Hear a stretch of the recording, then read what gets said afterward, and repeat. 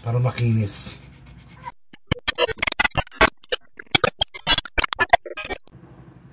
Yo guys, this is Tong TV at ngayong gabi guys tulog na dito, kaya nandito ako sa working place ko.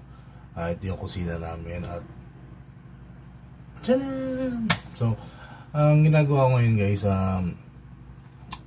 meron ako ditong parang SIM card. Ano to ito yung pinagbalutan ng SIM card. Kung bakit meron ako nito, simple lang. Look at this guys, diba? So gumagawa ako guys ng sapin, binubutas ko, and then ito kasi magsisilbing sapin dun sa pinaka blade nung clipper natin. So bakit gumawa ko ng sapin na to? Kasi meron ako ditong ito. Look at this guys. So this is a stainless blade. Ito yung pinaka ipapalit natin doon sa stock ng wall clipper blade natin. Para ma-install natin ito, so need natin ng sapin para ito yung magsisilbing kalang niya or pampakapal. So guys, magiging trabaho niya.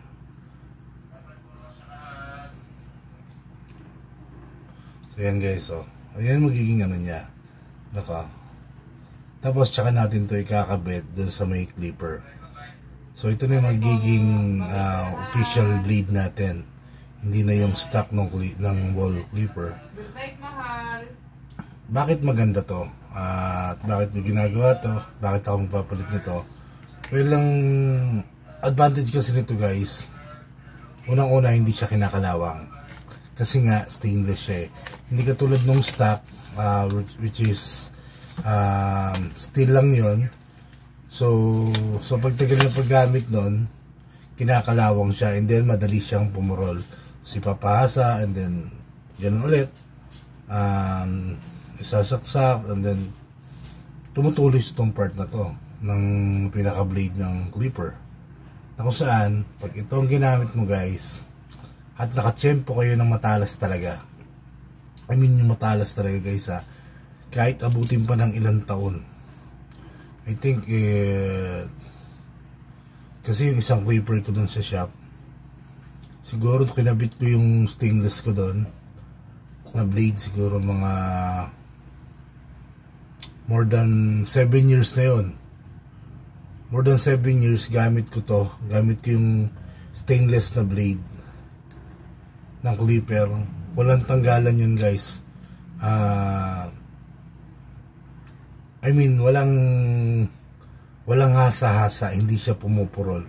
Basta after mong gamitin, linisin mo, and then keep it oil bago mo ilagay sa drawer mo or kung saan mong tinatago yung clipper mo, hindi siya pupurol guys.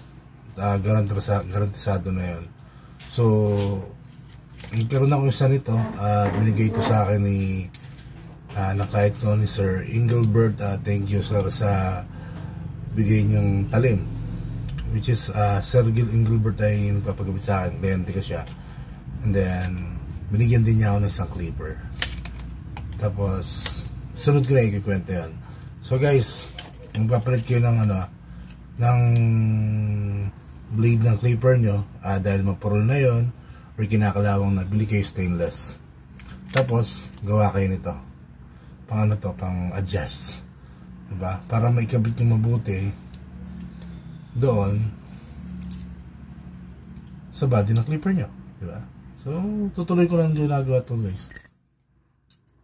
Syempre pagkat mo may pa yan, so ginagamitan ko siya ng pang puts pa na file para makinis. Kasi pag itong shape na to guys, so kailangan medyo i-round mo to kasi kung hindi, tatama siya dun sa lever. Pag kinabit mo siya tapos may kanto, minsan nakaka-apekto siya dun sa may lever, kasi kung kakabitan mo ng ng clipper. Minsan nag-aano siya sa lever, may naapektuhan doon. So kailangan nating i-round yung ano, banda sa dulo. So ayun, ginagawa ko ngayon para solid, di ba? Kasi pagka square lang talaga siya, makaka-apekto yung sa dulo eh. Sa other side, wala naman kasing lever doon, walang problema. Paano yung part na may lever ng clipper? So tsaran, gumawa ko ng dalawa. Tsaran, kasi nga yung isa ko doon papalitan ko ng ano. Solid to guys. Okay, tapos na ako guys. Nagawa ko na yung dalawa. At ready na to para bukas sa ano, sa pag-install. So ikakabit ko na lang to bukas. And then yan na. Tips lang to guys ha. Sana may natutunan kayo. So lalo sa mga ano,